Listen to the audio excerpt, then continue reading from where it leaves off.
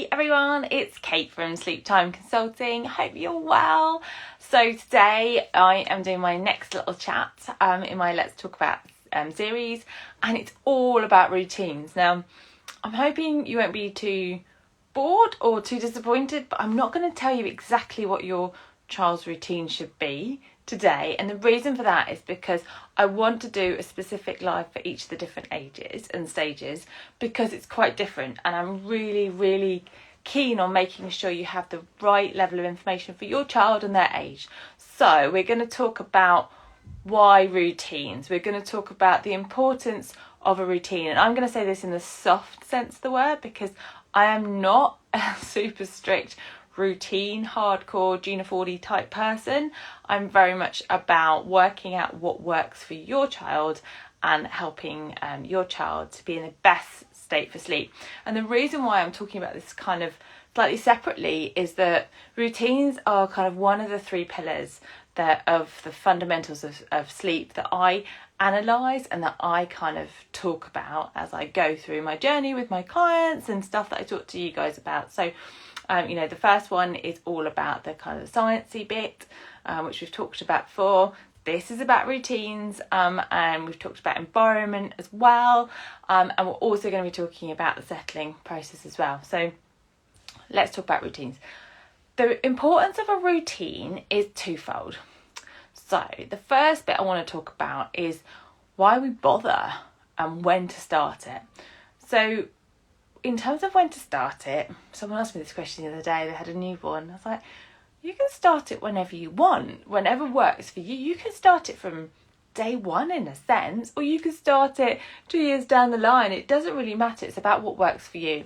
I think the benefit to a routine is establishing a pattern, so a schedule that helps you to understand what's coming next, and it can help your child to work out what's coming next as well. So if you think about it from a kind of a newborn point of view, you need to kind of respect the fact that they're going to sleep a lot and things are going to be a bit up and down. But when we look at kind of what they need regular sleep, and they need to kind of have that have that opportunity to sleep and feed and everything else given to them at the appropriate time. So that's sort of what we do, because we, as parents, we fulfill their needs, and that in a sense is a routine.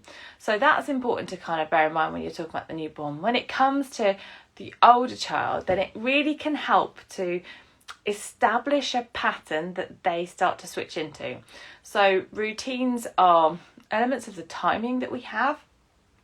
So when should we be doing things? And that is child dependent and timing dependent.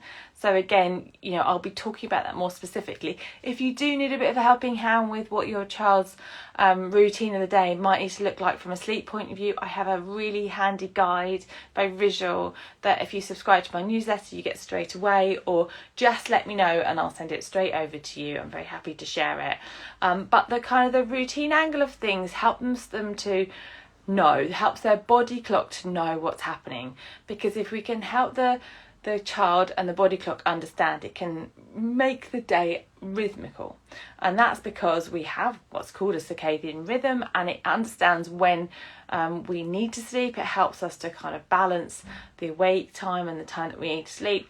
And if we have this routine of sleeping, then it helps us to know, it helps the body to understand where the sleep is going to be happening. So it can be really beneficial to have a kind of a routine of, whether it's having a nap cycle that falls off the tiredness signs, or having a similar bedtime each night. It can be really helpful to have that routine in hand so that your body knows what's coming next.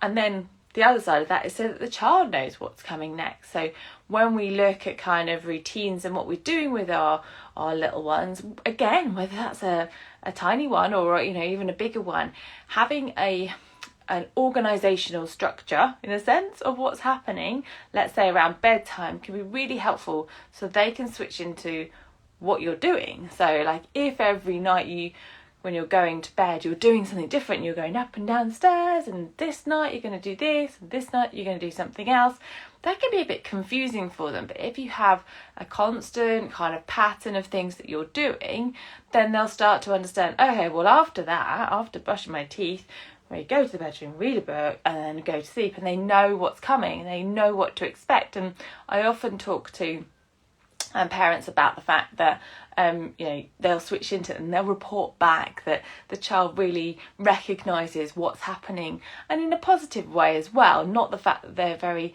nervous about kind of going to sleep, just the fact that they know that sleep is happening, and it can really help them to understand that's the new journey to be going on. So that side of the routine, and really helping your little one to kind of go, okay, this is our pattern to sleep. And even from a young age, babies love routine, like little babies as well. So we can be talking about, kind of 4 months onwards, they can start to recognise the pattern that's happening with sleep. And even when it gets to kind of the older children, they really like to know what the routine is, and also so that they can be in charge of kind of what's happening next. And that's when you can start to play that to your advantage by giving them the power to say, oh, what's happening next? What's next in our bedtime routine? And they can tell you, and you can draw it out. And that's why that routine angle of things can be really, really beneficial.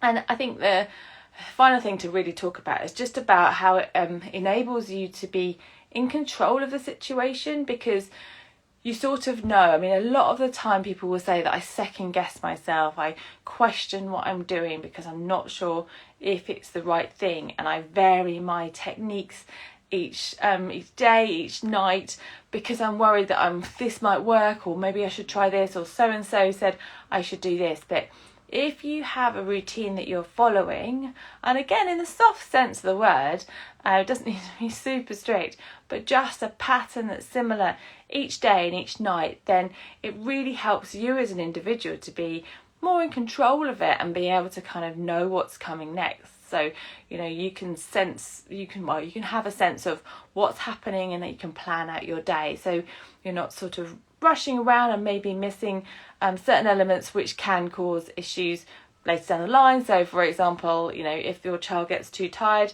it can make life harder for you. So if you understand all that and know where your routine kind of sits, it can be really, really beneficial for you. So I do think that routines are a vital part of our daytime. I'm not a massive fan of very strict timings and where your child should sleep, and I will talk about that another day.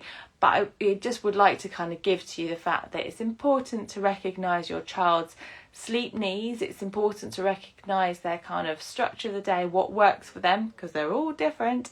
And if you need help with that, again, as I'll say it again, but please do message me and I can send you through my guide to help you figure that out for yourself. And of course, if you need any extra help with it, then do let me know. But that's it about routines.